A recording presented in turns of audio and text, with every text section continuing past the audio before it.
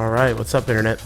In today's video, I'm going to give you guys some tips on how to beat a solo opponent with a team.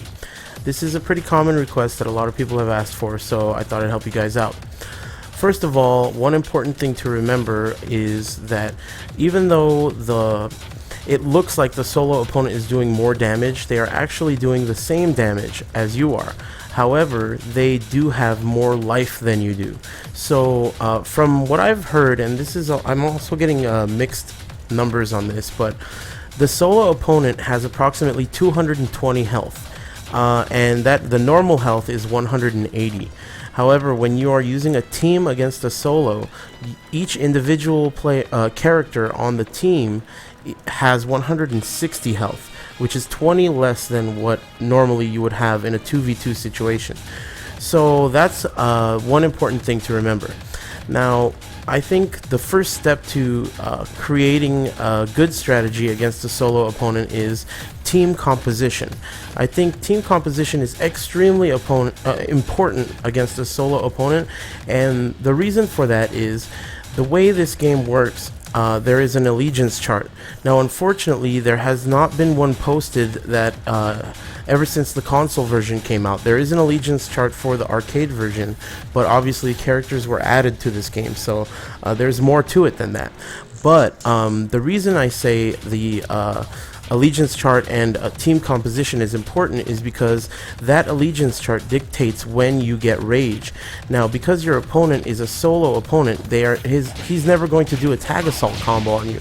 So the only time you're ever going to get rage is naturally, and that will be dictated by what team you're using. So again, it's very important to have a good team that in which each character likes each other in the game's system. Another thing that is very important, essentially this matchup is all based on rage and red life. This is the key to this matchup, or any matchup when you have a team versus a solo. So first of all, what you want to do is you want to never use a tag assault combo, because all it does is as soon as you touch them, it gives them rage, and you do not want to give them rage, because enraged solo opponent is actually very, very difficult to deal with, because the damage differential just becomes absurd. So what you have to do is you have to refrain from using tag assault combos, but instead try to use tag buffered combos. What that does is it makes it so that their red life goes away and they are unable to replenish it. Now that brings me to the fact that a solo opponent is constantly replenishing their red health, while a team opponent would only replenish the red health of the character who is off the screen.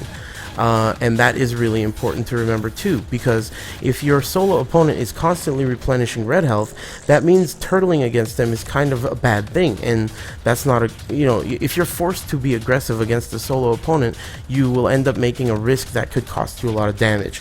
So instead of having to kind of chase your opponent down so that they don't regain their health back, instead of doing that, you should focus on trying to take away red health by doing tag buffered launchers. So that is a very important strategy. Another very important thing to do against a solo opponent would be tag throws. So this is another key to using a very well-composed team. In this case, I have King and Armor King, and King and Armor King have tag throws going both ways.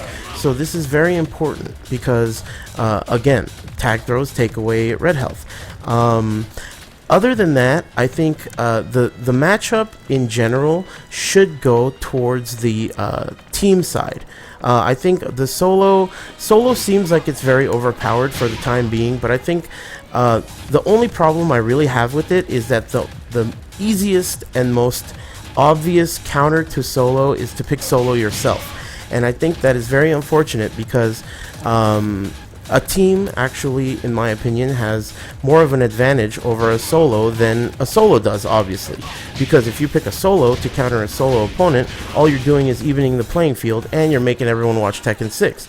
So that is just, this is Tekken Tag 2, and conveniently enough, the tag team side should be more effective than the solo side. So yeah, hopefully this video helped you guys out in at least understanding the key points in how to beat a solo opponent with a team. If you have any questions, please make sure you comment, and I will catch you guys later. Take it easy.